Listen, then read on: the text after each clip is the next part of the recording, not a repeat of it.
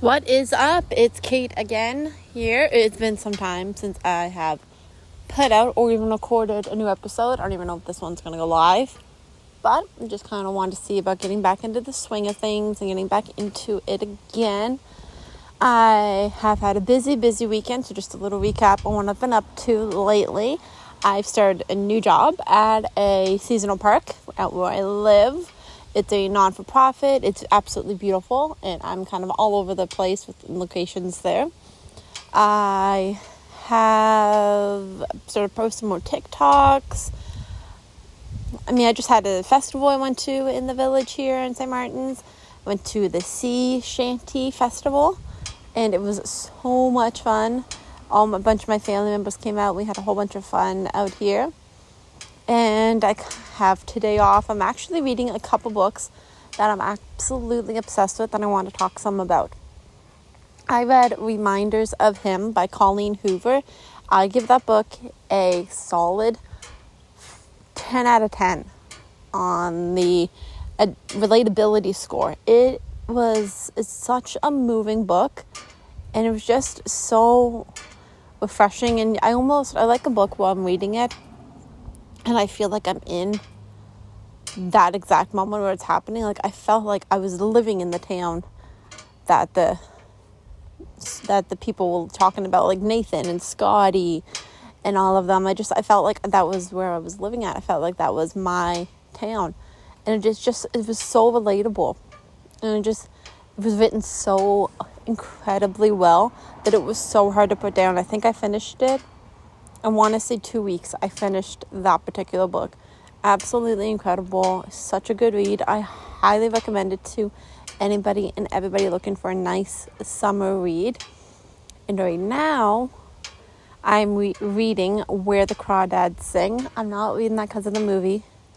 Hindsight, yes, it would be nice to kind of know what goes on in the book before I see the movie, but I'm reading it because I saw a lot of good recommendations and I heard that it was a really good book.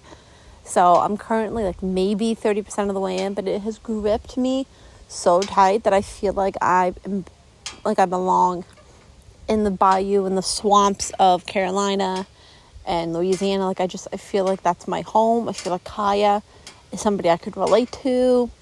And I'm so gripped with what's happening right now in this point of the book. Just so everybody knows what point of the book I'm at. Kaya and Chase. Yeah, once I say that, you guys will definitely know where I am. It's such an amazing book, and it's written so elegantly well and just beautiful. And I have not been able to really put it down. It's been absolutely incredible. Another book that I just got that I'm going to start reading here soon. It's called The Devil in the Dark Water. I know. It sounds a little weird, but I'm very excited to read it. It's unlike anything I've read before. It's by Stuart Turton. And the little summary is: a murder on the high seas, a detective duo, a demon who may or may not exist.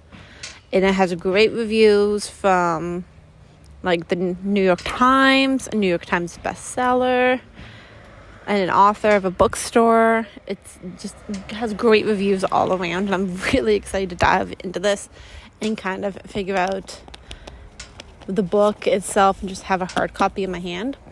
So that would be my next read. But I kind of wanted to talk today a little bit about reading. My favorite part about reading a book is the fact that it can allow me to kind of escape and go anywheres. For example, I have a particular book that I have read way more than once. It's called The Sea Captain's Wife. Yes, it's loosely based on the area that I live in, but it's such a good read that it makes you feel like you're watching a movie or you're actually watching it happen in real life. It's written so incredibly well. It's written by Beth Powell, and the way she writes this book, I'm not a huge reader, but I've read this book probably 40 times at least. It's such a great book. And the same goes for The Tattooist of Auschwitz. That was written by Miss Heather Morris, and it's such a great read. I have read that way more than once, and it's because it takes me into the story.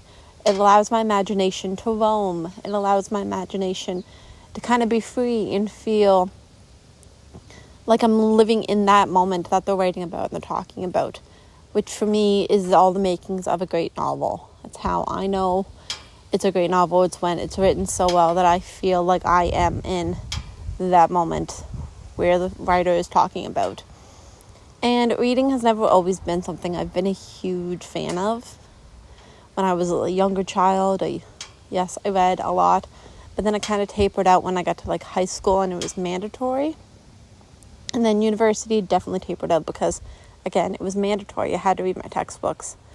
But now I've kind of come to find the joy in just sitting down, getting lost in a book, seeing where my imagination takes me, and just letting go, and just letting my mind be free, letting my mind wander, letting my mind just envelop these characters and just have them become part of yourself. It's truly something that I don't think enough people take for granted. And I'm so happy that I do take it for granted, because I know for a fact that I could be reading a book tomorrow and it not have the same effect on me. Because there's some of these books that you read and it just doesn't click with you. And I have had many books like that I've struggled trying to read, and then I've thought about it after a little while and kind of tried to read it again with a different perspective. And it, again, didn't work.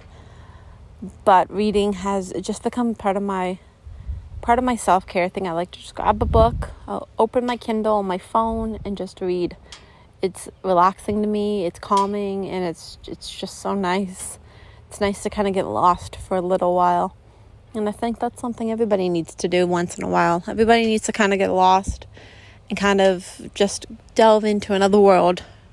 Even if it's for 20 or 30 minutes, it's a beautiful thing. And it's something that really takes your mind off of everyday things that are going on in the world and just lets you be carefree for just a little bit.